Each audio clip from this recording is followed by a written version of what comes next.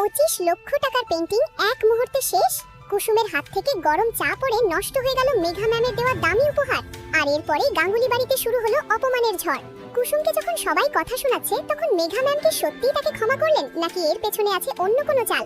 আর সবথেকে বড় চমক, ছোট সাহেব আয়ুষ আজ কুসুমের জন্য এমন এক প্রতিজ্ঞা করলেন যা শুনে চমকে যাবেন আপনিও। কি হতে চলেছে কুসুমের ভাগ্যে জানতে হলে ভিডিওটি একদম শেষ পর্যন্ত দেখুন। বন্ধুরা, কুসুম সিরিয়ালের আজকের পর্বটি ছিল টান টান উত্তেজনায় ভরা। গল্পের শুরুটা ছিল বেশ মিষ্টি। কুসুমের হাতে বানানো চা খেয়ে মেঘা ম্যাম থেকে শুরু করে বাড়ির সবাই পঞ্চমুখ। কুসুম ভাবছিল হয়তো এভাবেই সে সবার মন জয় করে নেবে, কিন্তু কপাল খারাপ থাকলে যা হয়। মেঘা ম্যামের আনা 25 লক্ষ টাকার পেইন্টিং এক মুহূর্তে নষ্ট হয়ে গেল কুসুমের সামান্য ভুলে। ব্যাস, শুরু হয়ে গেল তুলকালাম।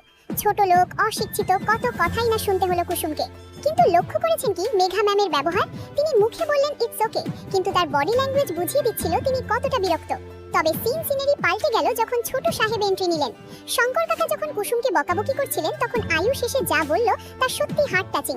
আয়ুষ স্পষ্ট বলল, কুসুম তুমি আমার বন্ধু, আর তোমার অপমান মানে আমার অপমান। কিন্তু বিপদ কি সত্যিই কাটলো? একদিকে আয়ুষ কুসুমকে প্রমিস করছে পাশে থাকার, অন্যদিকে বাড়ির ভেতরে আয়ুষের বিয়ের জন্য মেয়ে দেখা চলছে। আর মেঘা ম্যাম, তিনি তো কৌশলে আয়ুষের মনের খুব কাছে যাওয়ার চেষ্টা করছেন। কুসুম কি পারবে তার সিথির সিঁদুরের মর্যাদা রাখতে, নাকি হারিয়ে যাবে এই ধনী পরিবারের চাকচিক্যের ভিড়ে?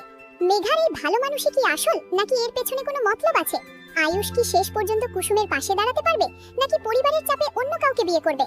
কমেন্ট করে আপনাদের মতামত অবশ্যই জানান। বন্ধুরা, কুসুমের এই অসহায় অবস্থা আর আয়ুষের এই লড়াই আপনাদের কেমন লাগছে? যদি আজকের এই ভিডিওটি ভালো লেগে থাকে তবে অবশ্যই লাইক দিন।